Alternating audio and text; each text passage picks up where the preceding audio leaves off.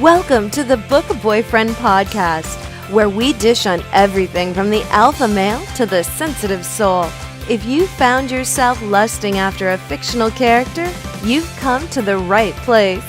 Here's your hosts, Faith Andrews, Elizabeth Grace, Livia Jamerland, and B.A. Wolf. Hey guys, welcome to episode 3 of the Book Boyfriend podcast. Tonight we are talking about Bait by Mabie, and I am so excited to talk about this. But first, we just want to say hi again to you guys, let you know what we're working on, what's going on around here.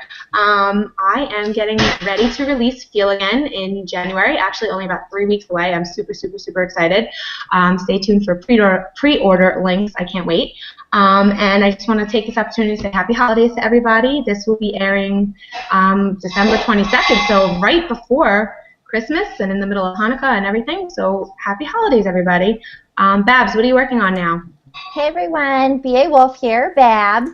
Actually, I'm working on a super secret whip right now. I should be working on Moose and Mel's book, which I've already started, but another book kind of came into my head and I have to roll with it. So I don't know where it's going to go. A couple of eyes have seen it, and I'm really excited for it. I'm loving where it's going, so stay tuned. I do want to wish everybody a Merry Christmas, a Happy Holidays, and hope everyone has a blessed month. And take it away, Elle.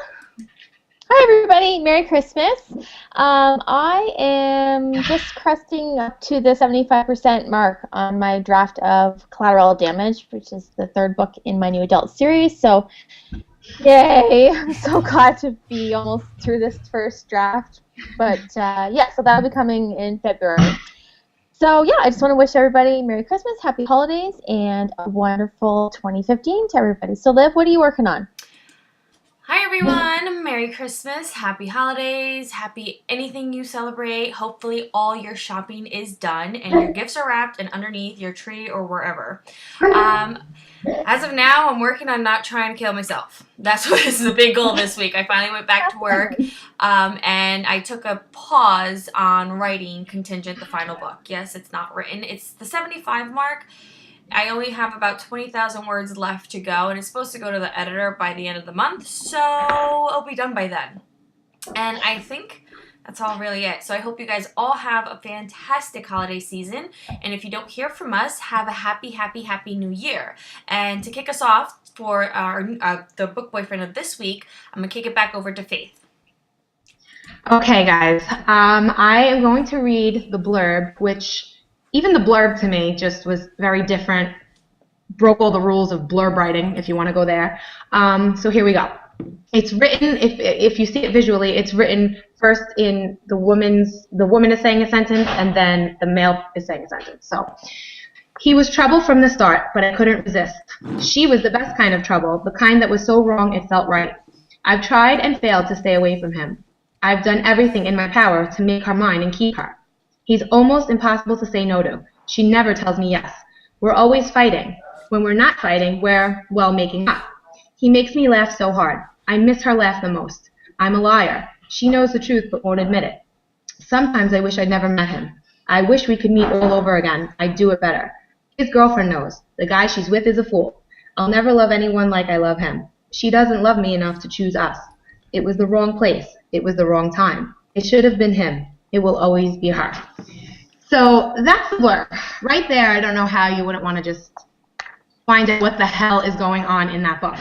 But if you want a little brief setup of the book, again, we're not here to spoil anything. We're not spoiling anything, but there's a chance some things might come up that might raise some red flags. But here's the basic setup of the book. Typical girl meets hot, irresistible guy in a club. They can't stay away from each other. They need to be together. There is no explanation or words. It's just going to be a one-night stand. Except, of course, that they're both taken. And Blake is not only taken, but she's like pretty much engaged to this guy that she's been with for a long time. And the only thing that's going wrong here, as far as I could see even through reading the book, is that he's a robot, as her brother likes to call him. But other than that, he seems like a pretty good guy. So when she goes into this, you're like, okay, what's her problem? What's her deal going to be? But she ends up doing this whole one night stand thing, and basically after that, she can't stop thinking about Casey. So takes place about over a year and a half, and you get basically their relationship is through texts and phone calls, and she's doing this whole thing behind this guy's back. And I don't know, there's so much angst. It's infuriating, it's funny, it's everything all wrapped up into one. And I think you're going to want to throw your Kindle across the room by the time you're finished with it. So that's basically a wrap up of the book. Does anybody else want to talk about what they thought about it? Want to start with maybe favorite scenes or your favorite parts of the book? Babs. So I had a few multiple favorite scenes in the book. I think with every book, even regardless if I loved it or if I didn't like it, there's scenes that I'm going to love and I'm going to hate. But I don't really want to dish on the scenes that I just didn't like because, we're here to gush about the book Boyfriend. So I'm going to start right away with Casey. He was definitely a favorite part of this book. I couldn't really get into Blake, and so Casey, for me, kind of really saved the relationship of what was going on. So one of my favorite scenes was with Casey when he goes and it's their first morning after their first hookup. And he goes to get coffee. They're going to get coffee, all right? So I'm going to set that up for you. And instead of going to get just a regular cup of coffee at a coffee shop with plastic cups, which personally are my favorite, he goes and gets these nice ceramic coffee mugs because he hates tasting coffee out of a plastic cup. But it's hers to keep. But then she's disappointed because she's like, well, I love my name on the cup, which, hello, I mean, really, who doesn't?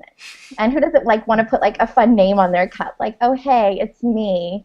I don't know, pick a name. But anyway, so she's, really disappointed. And he's like, oh, come on, it's just that. Well, he comes back, and he has their names written on these ceramic mugs that he's bought.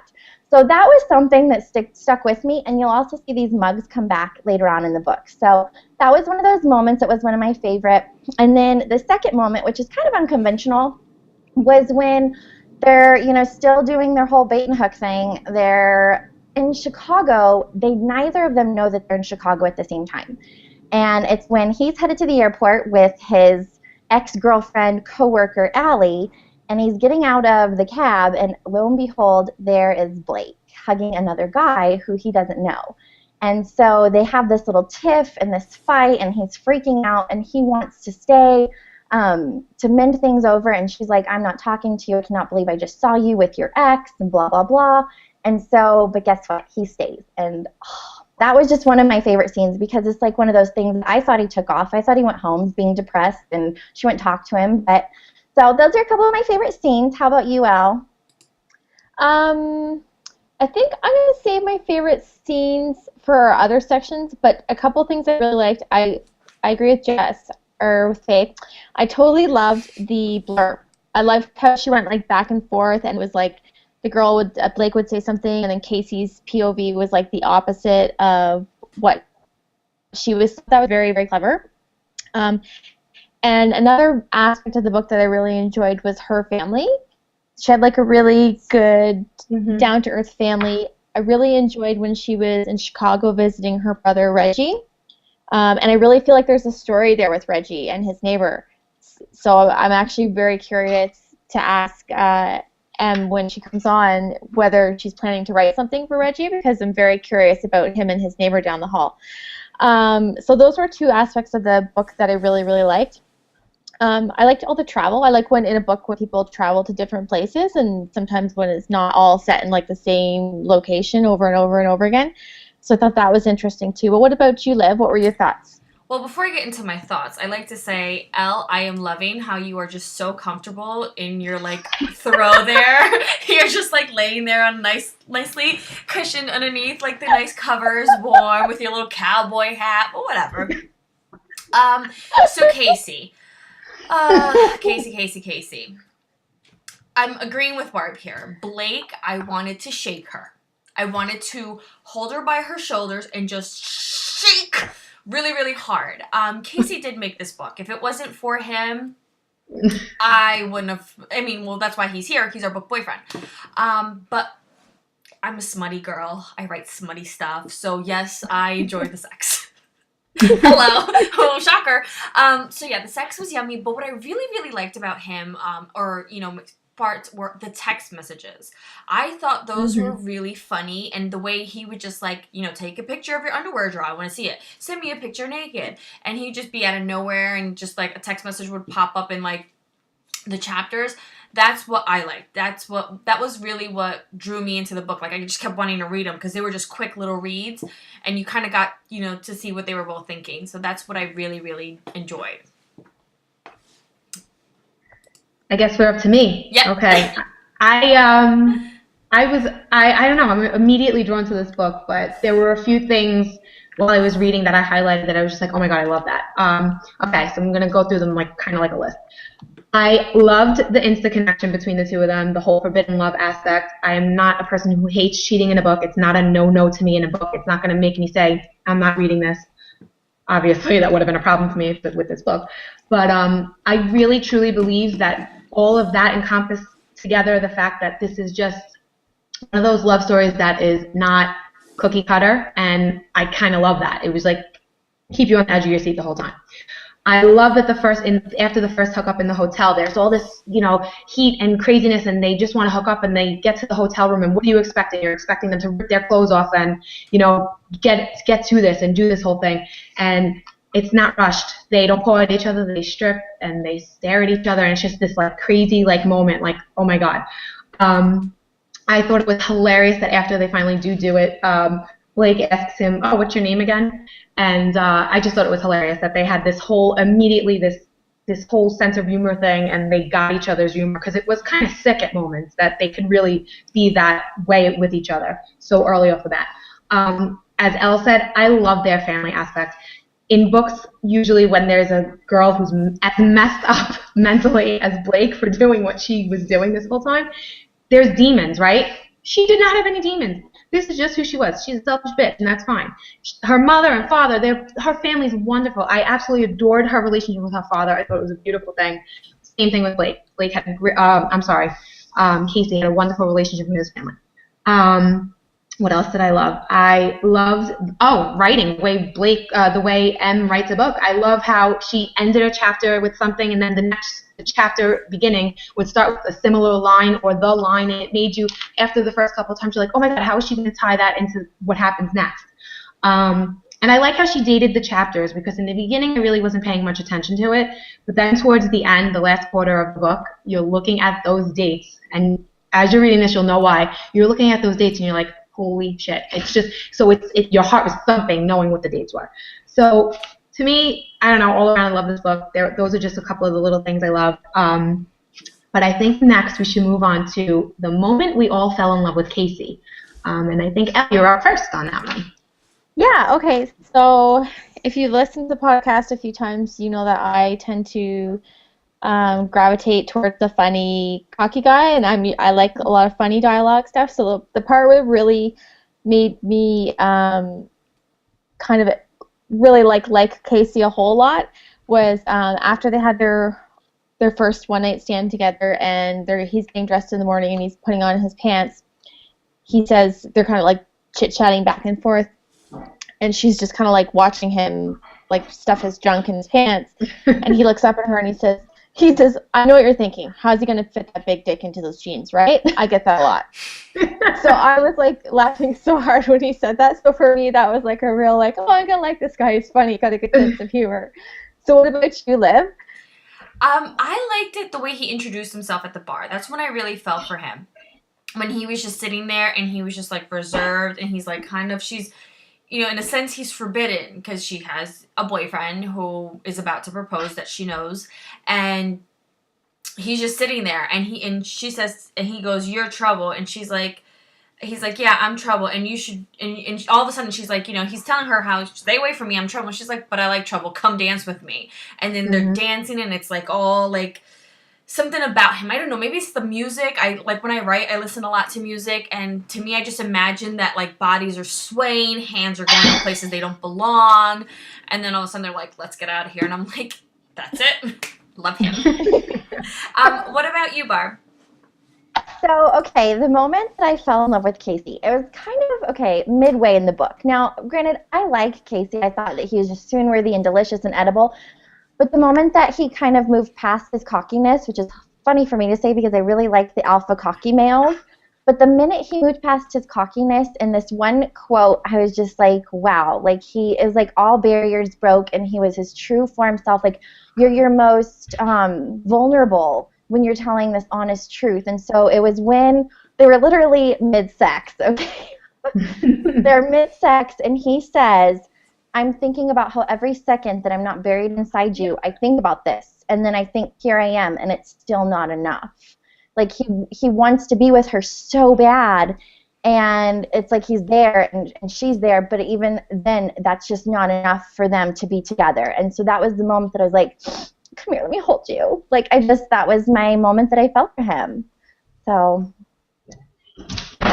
I have to agree with Babs on that, that I loved how he changed. Like he comes right off the bat as this cocky guy, like you said. And for me, that's exactly what drew me to him in the beginning, the cockiness and his, his sense of humor and everything.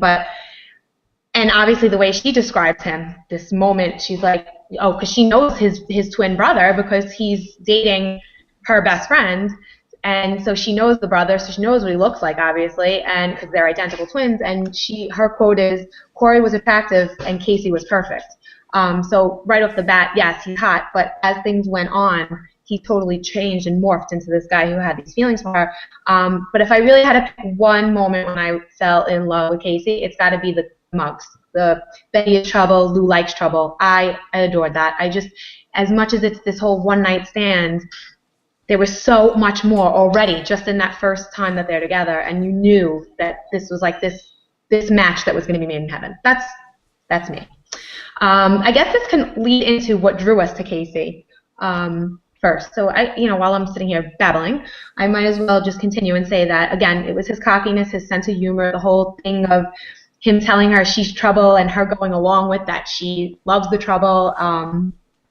I loved his job. I thought it was so different. That's another thing I want to bring up with M, because I feel like, where the frig did that come from? Like, everybody, oh, you're a real estate broker, you're this, you're that, you're that. He brews beer. Like, that's great. Like, I don't know, I just thought it was cool. And he was passionate about it. He knew what he was talking. He was a smart guy. And as Bab said before, mostly what I was so drawn to is how he really needed Blake. He was so desperately needed her, and he continually allowed her to hurt him, even though he knew how he was going to end, how he was going to feel. And I love that about him, that he was vulnerable. What about you, Elle? For me, I really liked his sense of humor, because that's like my thing. And I like that he's cocky, but he's really quirky too. Like in their text messages back and forth, like he'd like come out with these random like facts, like did you know that, and then like some really random off the wall facts. So I liked that kind of quirkiness about him, and I liked that he was open to his feelings about Blake, that he wasn't pretending, he wasn't the typical like, oh, I'm gonna pretend she means nothing to me. Like he was very open and honest about how he was feeling about her. What did you think, Babs?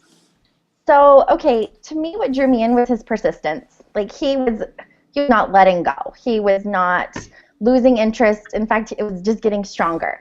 And so there was a couple quotes that I have to say them. The first quote was, being forward didn't get her attention, but being cool did. I'd be the coolest motherfucker around. And I'm just like, it's just so like, he was just persistent. He wanted to do anything he could to get her. And then the second quote, which, I love this quote. It should be one of in our segments, but it's not, but it needs to be said. It's just, if one gets oneself in such a position where something is commanding every waking thought that skirts around one's poor lonesome head, then you aren't working hard enough. Go get it. Don't let it go. So he was just persistent. He wasn't going to stop, even though all Blake was doing was tearing this poor man down, and you're just like, oh, he's had enough. I've had enough. Like, come on now. Give him what he wants and be with him. So that was what drew me in. How about you, Liv? So what drew me in was his look, which is very weird because usually there's that, clean cut suit, clean shave, smells like cotton and like nice mint mist. I don't know. But he was like scruffy. And he had a, like, I could just imagine, like, just running my hands through his, like, curly hair. And, like, anytime I was reading this, all I wanted to do was just, like, play with his curls. And, like, the whole, like, Jess said, he, like, I don't know, he was just scruffy. And that's what really drew me to him, because he wasn't that typical guy I would fall for as a book boyfriend. Like, I expected him when, you know, you start reading Bait, you think, oh, well, he's brewing beer, he goes to see all these other people, and he lives out of a suitcase, for crying out loud. Like, he doesn't even have, like, a real stable home. And so I just found the way he looked was what really drew me to him. And I guess this leads us into our swoon-worthy moments, right, Jess? Faith? Yep. Yes, it does. And for me, all right, there's so many swoon-worthy moments, but to me, it was when Casey was showing how much he cared for Blake. Because, like you said, in the beginning, he really tried to be this standoffish guy. And I think that's what, as we read further, we find out that that's why Blake didn't want to commit to him at some point, because she thought that wasn't who he was. And meanwhile, he's telling her, this is who I am. This is who I am. And she's still not believing it. So for me, I guess you could tell from the get-go that it just wasn't a one-night stand.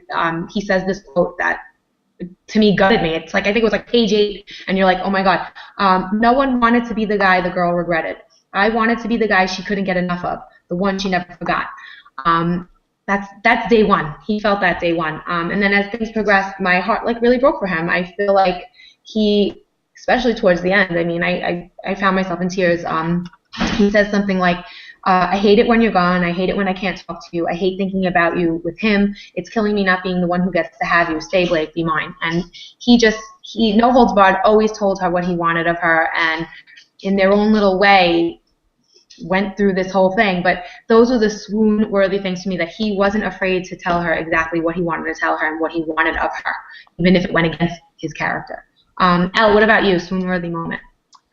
My swoon-worthy moment was after the one-night stand, and they went for coffee, and we already talked about how they each got the ceramic cups, and she wanted her name on it.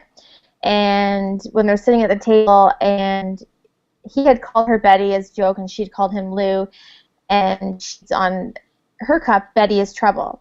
And I'll just read this little section. It says, my head swam. I stared at it. I read and reread it. Then I looked over to Casey's cup. He turned it so I could read his too. Lou likes trouble. So I really liked that. I thought it was cute. I thought it was very endearing of him. And so that, for me, was my biggest swoon-worthy moment. What about you, Liv? For me, it was the way that he wanted to fight for her. Like, he didn't want to give up on her.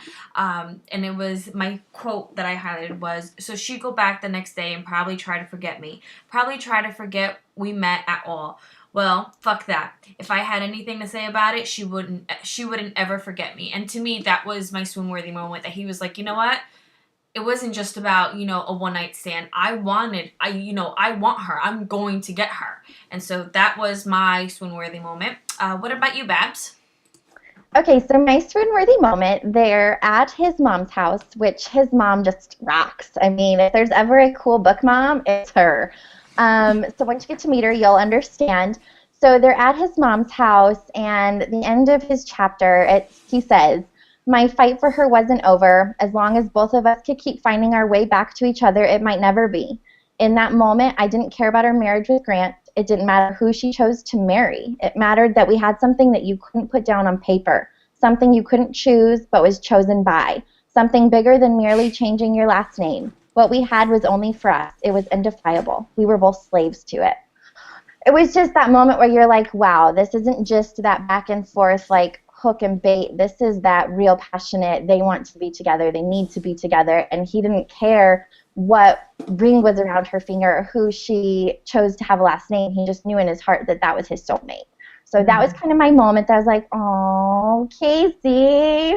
So I think the next one would be like, I wish I wrote that. Is that our next segment, Jess? Faith? That's our next one. I'll be both today. It's okay. I can be Jess and Faith. I have multiple personalities. We all know that. I'll go first with this one because I can't say enough how much I loved it. That's all I keep saying. I loved it. The bottom line with this whole wish I wrote that, and the reason, if you're tuning in for the first time, that we do this segment is because we're authors. We read, but we also write. So we read these books, and sometimes you read this line, and you're like, freaking crap, why the hell didn't I think about that? Because that was amazing. For me, I wish I had the balls to write this whole kind of book. I wish I had the balls to say, throw caution to the wind, don't pull a Karen Fisher, pull a freaking whatever you want to pull, and write what you want to write. Don't worry about, who cares, they wore a condom, they didn't wear a condom, they're cheating throughout the whole book, she's married, she's not married. Write the book you want to write, get whatever you're going to get, but controversies and all, for me, what I wish I wrote, the theme of the book is this hook and bait sort of thing, and it really made me love it. And so I wish I wrote that actually was a fan favorite, because while I was reading, I highlighted it, and it's, when you look in your Kindle and it says so many people highlighted this thing. To me, it was when they're talking about, they're trying to explain. He's trying to explain what the pull is there, and Casey is saying about a hook and a fish, and he says you have to add something special to bring the two together, and he says it's the bait, Blake. The bait is the outside force that brings these two totally different foreign objects together. Neither the hook nor the fish have a choice. We have something like that. We have the bait, and that word bait just echoes throughout the whole book, and so that's my favorite line. So who wants to go next? Let's see. Let's go to Liv. All right, so I wish I wrote that segment. I actually had the quote highlighted that Barb considered her swoon-worthy moment. So I'm going to change it really quick, because as Faith was reading the blurb, I really wish I wrote that. Like, I really wish, like, as an author, I mean, blurbs suck balls. Like, major balls. Like, I could sit there and, like, I could write a whole book in a month, and it'll take me, like, 3 extra months just to come up with the blurb. So I really wish I wrote that blurb. Like, I had, the blurb, and also the sentences. One sentence would end, the chapter would end with one sentence, and the next chapter, it would pick up right there. So that's what, I wish I wrote. What about you, Elle? I had 2 down, and I'm just looking at them, but probably my favorite was this one. It says, I was just angry enough to make a decision. That's the thing about anger. It makes you decisive. Yeah. I really like that, because it's 100% true, right? It's when you're angry, like, you might be on the fence about something, you're not sure what you do, but when you get pissed about something, you're like, oh, I know what I'm doing, and, like, you might not even really give it a lot of thought and think about it, but anger does make you decisive. So I really like that. I thought it was a really good insight, and so that was probably my I wish I wrote that. What about you, Babs? Okay, so I'm going to go unconventional again. And of course, I kind of blushed while I read your first sex scene. I'm like, okay, condom. I'm like screaming at him. And then I'm like, oh my God, he did that? He asked her to do that? I'm like, anyway. But my first, I wish I wrote that quote was, the purr she made when I positioned her body underneath mine for the first time added minutes to my life. I'm like, that was just so powerful. You just felt in that moment how much he just loved hovering over her. So that was I wish I wrote that. All right, are we up to the next? Yeah, Liv, did we get yours? Yes, we did. We got you one of the blurb. We're up to casting. We're up to one of my favorite parts of the show, which is the casting of the book boyfriend. I actually spoke with him about her casting, and obviously when you picture this guy, you're picturing this scruffy, young, cool, hipstery type of throwing caution to the wind with his style, and his hair's all over the place, and he's thin but yet lean. But what shined through to me was this whole cocky yet funny attitude. So for me, my casting is Scott Disick from The Kardashians. He is the only reason I watch that show. I actually don't watch it. My husband does. Don't let's like not even go there. That's his favorite show on TV. But I love Scott, and that's why I watched the show. And Casey was the reason I read this book. So Scott to me is the perfect Casey. Abs, what about you? Who's your Casey Moore? Okay, so my Casey is, if you've ever seen Smallville or if you've seen Cheaper by the Dozen, it is Tom Welling. It's the curly hair, the grungy style, the sexy swagger that he has, and those piercing eyes that just possess you when he looks at you. So that is my Casey. How about you, Elle? My Casey, I brought props. You know me, I always bring props. So this is my Casey. Well, hello. Yes. His real name is Juanetta, and he does some film. He was in Rock of Ages, and he's actually a bit of a pop star in some Latin countries. But yes, this is my Casey. So Hello. He's going to hang with me for a bit. Wall What of about book you, Liv? boyfriends. We need a wall of book boyfriends. Yes, we do. Liv, who's your guy? Mine is Adrian Grenier.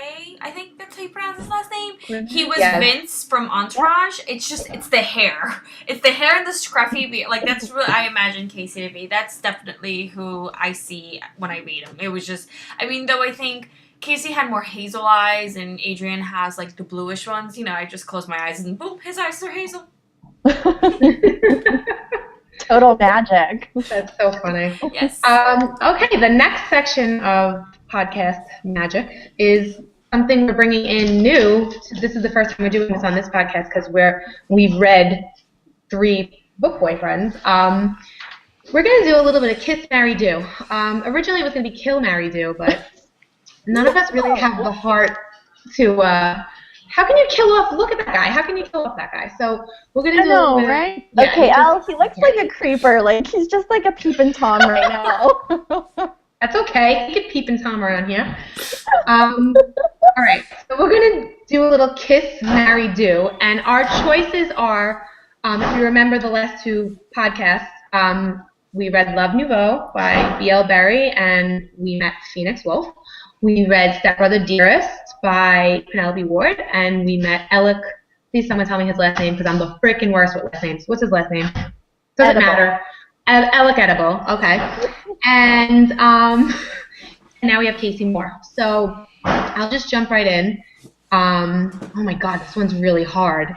All right, I'm marrying Phoenix, and my reason for that is because we never got into the goods with the sex. So Correct. I can't really decide if I want to do him, but then again, I'm marrying him, so what the frick does that do to me? But I'm going to say marry. I am going to... Shit, man. All right, I'm gonna do Alec, and then I'm gonna kiss Casey. That's what I'm gonna do. And I can't explain my decisions. That's it. I can't explain them. Babs, you go. I can't do it. Okay, so because we didn't get into the goods with Phoenix, I don't know what he's going to be like. I don't know if he's good in bed. I don't know any of that. So for me, I'm just going to stick with the kiss. And here's the other thing, too. We share the same last name. So I feel like I already know him. We're good. We're just going to kiss him. I am going to marry Alec because we know what he's like in the sack, and I want that all the time. I mean, it's Alec. He's just edible. That is his name, Alec Edible. Okay, so I'm going to marry him, and I'm going to do Casey because, wow, who wouldn't? I mean, gosh, when he tells you to drop the robe, you drop the robe, okay? And you give him what he wants. So that is mine. How about you, Liv? I hate that you're like my long lost twin. I can't choose Phoenix to do. I can't choose him to marry because, you gotta test drive a car before you buy it. So I'm gonna kiss him. We're gonna start there, and maybe, as B.L. Berry promised us book 2, we'll find out a little bit if he can move up the ranks. I am going to marry Alec because I want to wake up to that every day. I want those tattoos, and I am going to do Casey because I want extra seconds added on his life when he's on top of me. All right. Okay. So for my kiss, marry, do, I am going to kiss Phoenix because, like Babs and Liv said, you need to test drive that car before you're going to commit to any type of long-term relationship with him. I am going to marry Alec because I think he would keep things interesting in the sack on the long term, and he was just really sweet also. And then I'm definitely doing Casey because why the hell wouldn't you want to? Let's be honest. If you read the book, then that's all there is to. That is my kiss, marry, do. And on that note, I am so excited because just in time, we are ready for our interview part of the podcast. Everybody welcome Mabie, the creator of this amazing book that I loved, can't get out of my head. Hello there. Everybody say hi. Hi. We're going to pick your brain a little bit. just from talking to you a little bit, I could definitely tell you're going to fit into this. No holds barred. Don't worry about it. Curse away. I know you got a sailor mouth, so go ahead. And Babs, if you want to kick it off with our... I do. Hello. Oh my gosh, this is so exciting. We are so excited to have you here. So I'm going to go ahead and jump right into some questions. Hope you're ready, but we're a fun group. Don't be scared. We don't bite hard. So go ahead and tell us a little bit about yourself and how you got into writing. Well, I've always liked writing. In high school, I loved reading. My friends would ask me to write their scholarship papers for them, and they would pay me to do it. And so I've always loved writing. I always wanted to make money doing it. So that's kind of the first time I got paid to write. And then I read a lot. I love reading. I love talking with authors, and so I started a blog, and it was a pretty good one. I didn't do a whole lot of blog tours or anything like that. I basically just read what I wanted to, and I was kind of gearing myself up to write my own book, so I was kind of criticizing, or not really criticizing, but breaking down books, how I was ranking them with plot lines and characters and settings and vocabulary, because I wanted to know what I liked and what was working, what was selling, what other people liked. So I did the blog for a while, and I just felt ready, and I actually started another series that just kind of went to shit, and I didn't really like it, and then I started Fade In and finished it, so I published that, and kind of cut my teeth on the whole self-publishing thing with that book. Learned a lot, and then I started writing Bait, but I had actually got all of the ideas and the plot kind of down while I was writing Fade In. I almost abandoned Fade In to write Bait, but then I almost lost my whole Fade In file, so I was like, I'm never going to take you for granted again. But yeah, Bait blew my mind. Bait changed my world. It changed ours. So another question: what has been the reader reaction on the cheating aspect? Have you been stoned via Facebook yet? I get stoned, but not as much as I expected. It's not really a love triangle, I don't think. I mean,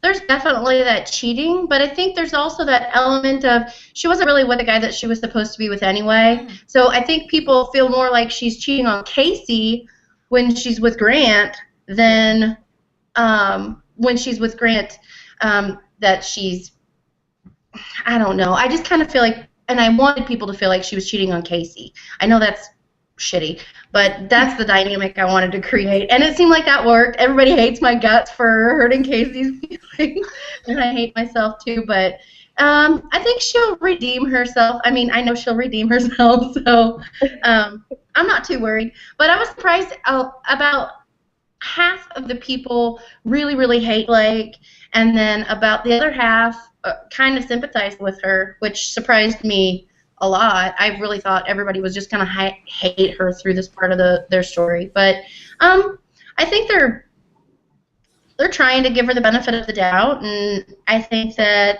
they're going to hang in there and see what happens. I think they really just want Casey to have his happy ending, and if Blake's along for the ride, they're okay with it. Right. He's who makes you happy, that you can't help who you fall in love with. But tying into that question about the whole, readers hating Blake or whatever, I feel like you really pushed the envelope with this one, and it only being your second book, like I feel like it took some balls to do a lot what you did. Like there are so many things people go bananas about in this book. They don't wear a condom. There's the infidelity. I don't know, this female lead who make people insane. They want to hate her.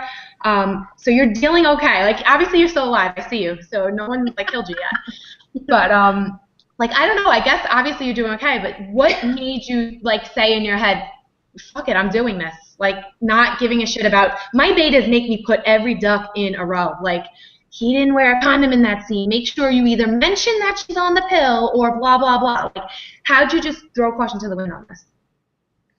I didn't do it thoughtlessly.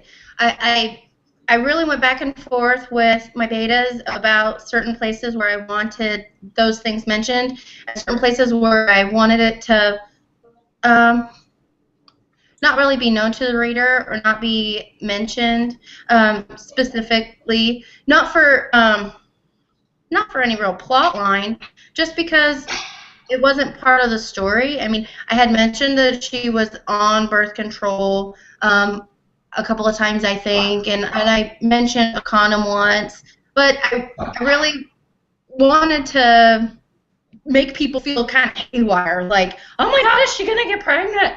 Oh my God, is this happening? Because that's kind of how life feels. It's like, even if you did wear a condom, even if you did take your birth control on time, shit's going to happen. And I think it would have been a little bit more predictable, not saying that I'm going to throw that kind of plot twist in, but if you mention it over and over and over, it makes the reader kind of feel like, am I supposed to be waiting for something? Is this a plot twist? I mean, and so I really wanted to leave that element out in those certain parts where I didn't mention it. But I mean, with the infidelity thing and I just thought it was an interesting story. I've never cheated on my husband. My husband's really never cheated on me that I know of. He's a very loyal guy. But I like the concept of when you're an author, you can live outside your comfort zone. And I mean, and the question about, well, why did I just throw all that? I didn't really have anything to lose. I mean, Faden did better than I ever expected, but it didn't do anything like Bait did. And so, I mean, I think maybe stepping outside of my own comfort zone and just seeing what would happen. And I trusted my readers. I mean, there are so many women out there that are sick of reading the same damn book. I mean, there's all of these different genres, and it feels like every single book has to fit in this little box. It has to be an MC book. It has to be an alpha book. It has to be, a male book, which I'm fine with. But it's like I wanted to write a book that didn't really fall into one specific category.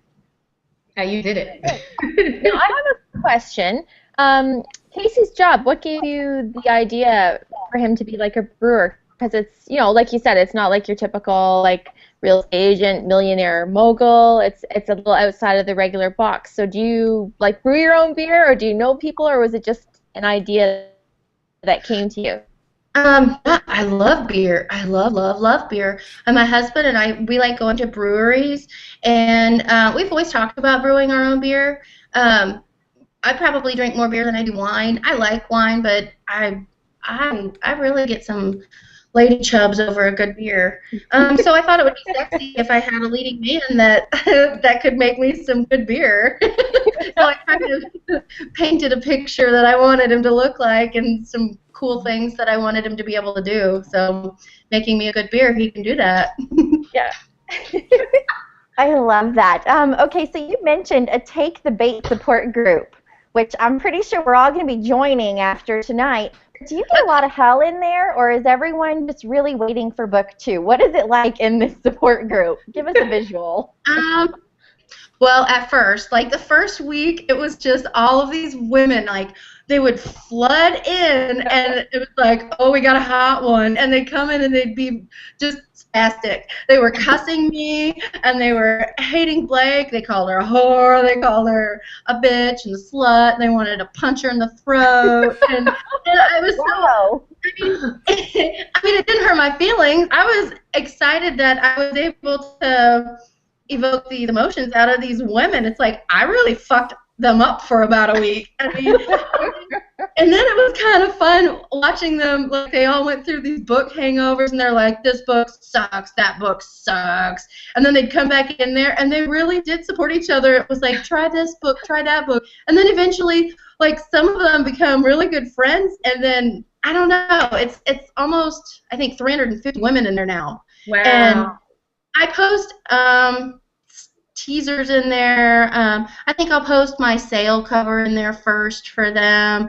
I mean, and they're all, some of them are bloggers. I mean, you don't really realize they're their real names when they're posting from their blogs all the time, and every once in a while they'll be like, oh, I'm gonna post this on my blog, and I'll have to say which one is it, and then I'm like, holy shit, that's a big ass blog, and you were just in here calling me a whore.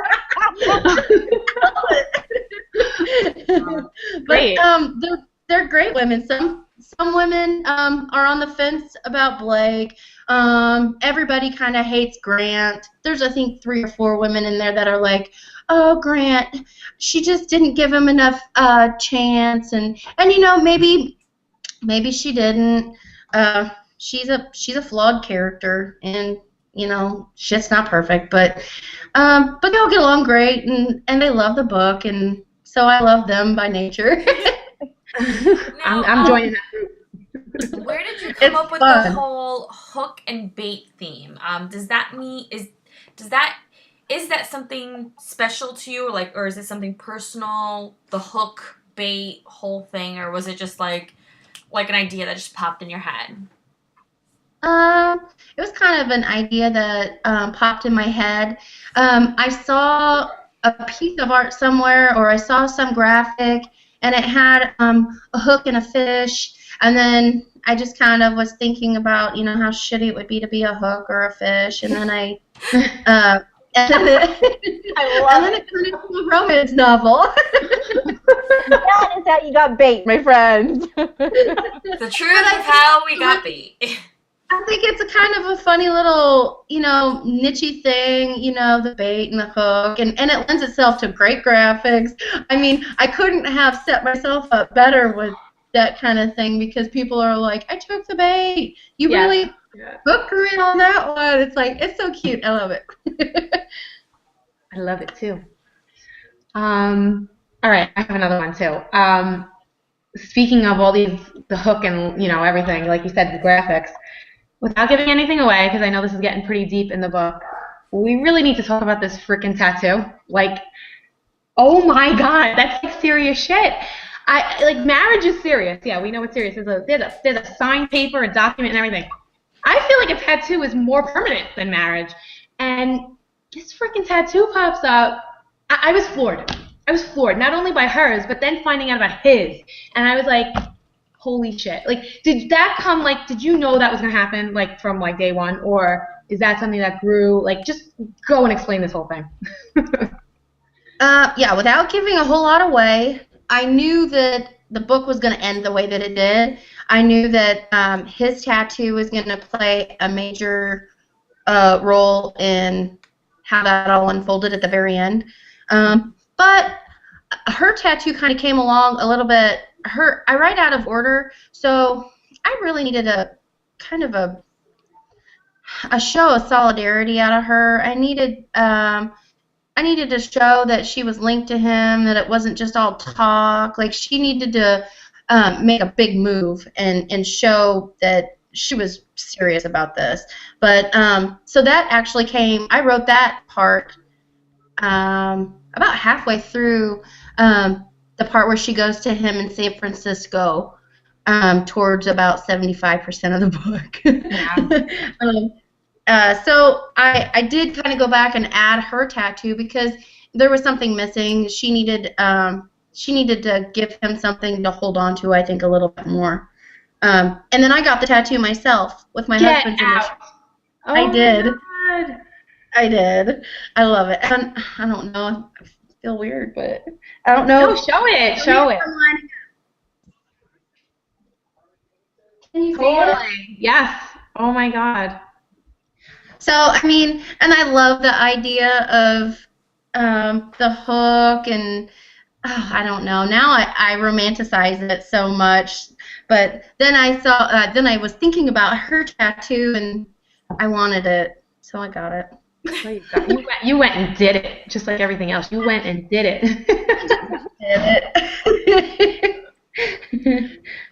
Do you have any more questions? Go ahead. Yeah, I'm wondering when you're expecting to get book 2 out. Well, initially when Bait came out, I had no idea that it was going to add so much to my schedule. I really thought maybe a couple hundred people were going to read it, and then like everybody would forget me and I'd go back to writing and I'd finish Sale like that. But I've had to modify my writing time a little bit. I'm learning how to balance social media and work and writing and my husband, and so I'm kind of stumbling through that a little bit right now, but I'm still shooting for January. I've got a date with my editor in January, and I haven't changed it yet, so I'm not going to throw in the towel yet. I'm still going to fight for January. I'd really like it to be out. I've got some events early in the year next year, and I'd like to be able to bring paperbacks of Sale. Wicked Book Weekend, I'll be there. So I'd like to have that there. But I don't know. I'm trying my damnedest. I want to know when it's done. I need to know. I'll be shouting at your door. Mountain. Me and everybody else, basically. I think that about wraps up like everything we wanted to say. I mean, I could pick your brain for hours just because you're so cool. But we really, really, really appreciate having you here, and we appreciate this awesome book. Yes. Well, thank you very much for asking me and loving my book. Thank you, girls, for being so excited and wanting to talk about it. That's probably the coolest thing. Is just having these characters in your head for so long and you can't talk to anybody about it, and then all of a sudden everybody wants to talk about it. That is really validating, and I love it. Well, we love that you love talking about it, so thank you so much. We really appreciate it. Yes, thank you. Thank you. Thank you. Have you Merry Merry Christmas. Christmas. Yes, Merry Christmas.